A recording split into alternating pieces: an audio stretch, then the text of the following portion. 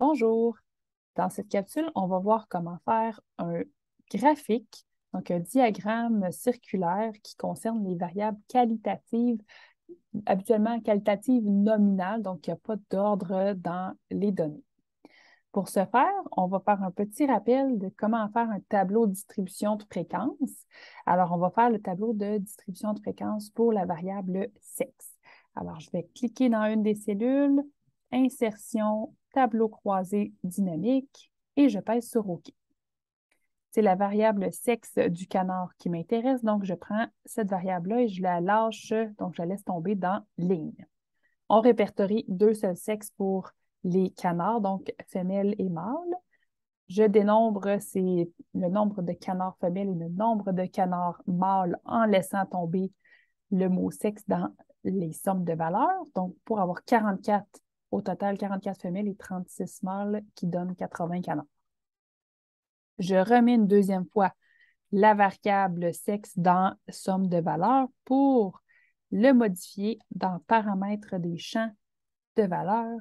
Je m'assure que c'est nombre et je vais modifier aucun calcul pour pourcentage du total général.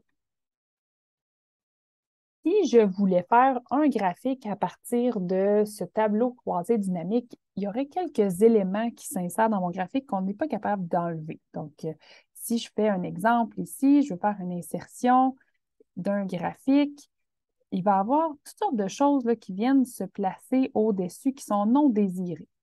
Alors, c'est pourquoi on supprime ceci, c'est juste un exemple. C'est pourquoi on fait un tableau à part, donc un tableau mis en forme qui va être plus joli, qui va être plus accessible pour les graphiques de notre goût. Donc, il va y avoir plus de façons de modifier le graphique.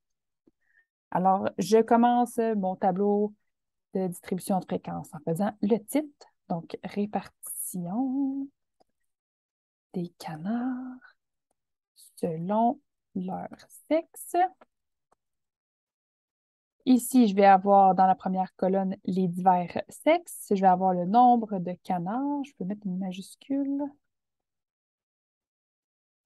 Et le pourcentage. Alors, je peux copier tout simplement, copier-coller ordinaire, donc CTRL-C et CTRL-V par la suite. Si on ne sait pas trop comment ça fonctionne, on sélectionne et on fait copier en haut dans le menu accueil. On se place ici et on fait coller ordinaire. Mais les autres, on ne peut pas tout simplement copier-coller les valeurs. Il faut qu'elles restent dynamiques. Donc, je vais faire une sélection en dessous du nombre de canards.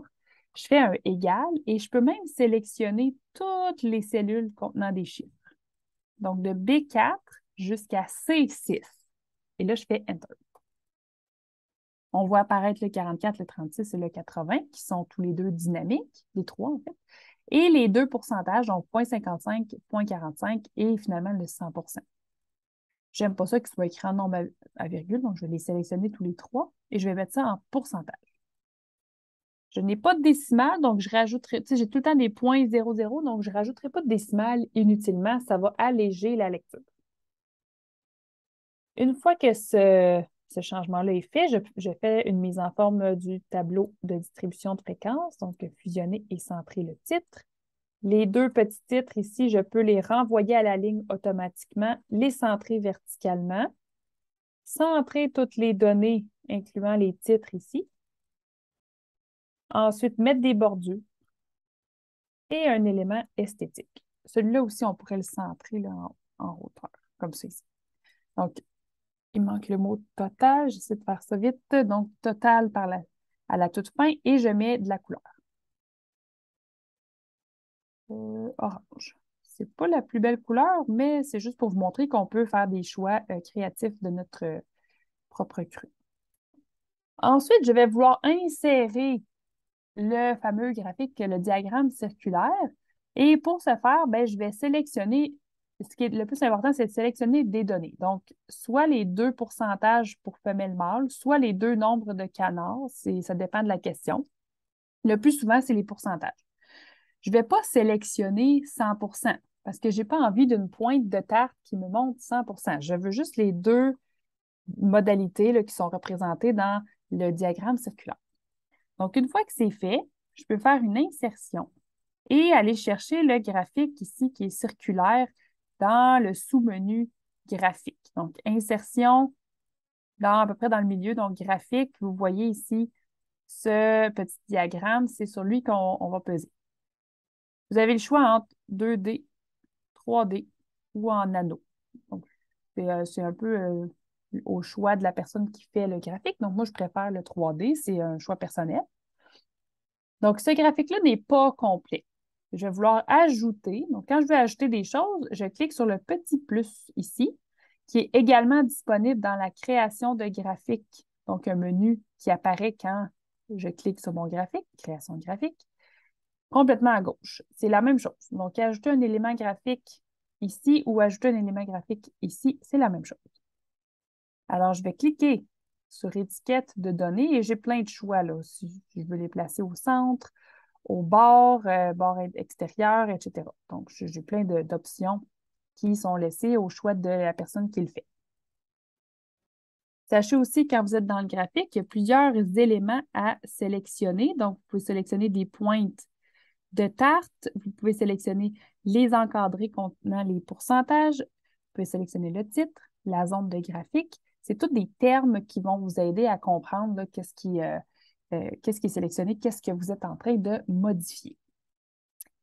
Il y aurait plusieurs façons d'y arriver, mais je vais vous montrer une manière qui fonctionne pour tous les types de graphiques. Donc, comment modifier la légende en bas, donc ce qui représenterait, par exemple, l'axe des X dans un graphique cartésien. Alors là, on a 1, 2. C'est pas tout à fait ça qu'on voudrait voir apparaître. On voudrait voir femelle et mâle. Alors, quand on veut modifier les mots qui sont en bas ici, on va aller dans sélectionner les données. Donc, toujours dans création de graphique, sélectionner les données. Et c'est l'axe des X ici qu'on voit apparaître 1, 2. Je m'assure que dans l'axe des Y, ou en tout cas l'entrée ici de gauche, j'ai une seule série statistique, sinon on va avoir des petites anomalies. Alors, je modifie.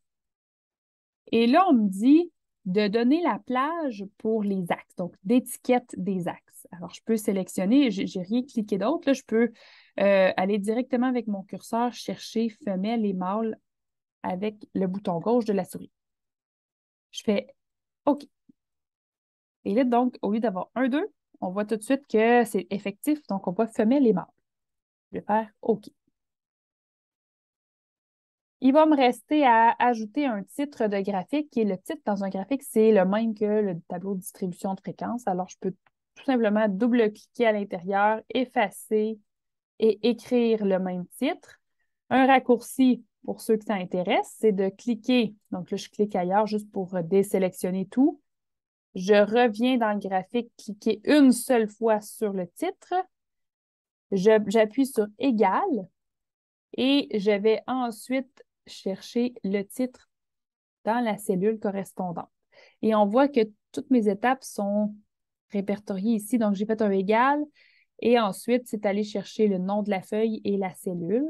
Donc, quand je vais sur Enter, le titre va suivre dans le titre de graphique. Donc, si par exemple, je voulais changer des valeurs dans le titre du tableau de distribution de fréquences, il va s'ajuster également dans le graphique que je viens de créer. Vous pouvez jouer avec, par exemple, le 45 et le 55 qui sont plus ou moins visibles. Donc, si je clique ici, je n'ai que le 55 de sélectionné. Ici, je n'ai que le 45. Et si je veux que les deux soient sélectionnés, je vais juste sortir ou cliquer ailleurs pour recommencer mes sélections. Alors, je clique sur 55, je vois que les poignées de redimensionnement sont autour des 2 pourcentages. Donc, ce que je vais appliquer va s'appliquer aux 2 pourcentages. Je vais dans le menu Accueil, qui s'est choisi tout seul. Et la lettre, j'aimerais bien, bon, par exemple, la mettre en blanc. Donc, je veux que ce soit écrit en blanc. Je veux grossir les caractères pour qu'on le voit un petit peu mieux. Et vous pouvez faire toutes sortes de fantaisies là, avec les couleurs également, les couleurs de secteur, jouer avec le changement de couleur, grossir. Vous pouvez même séparer les pointes de tarte les unes des autres. Il y a plein, plein, plein de choses qu'on peut explorer avec les graphiques Excel. Alors, c'était ce que j'avais à vous présenter pour le diagramme circulaire.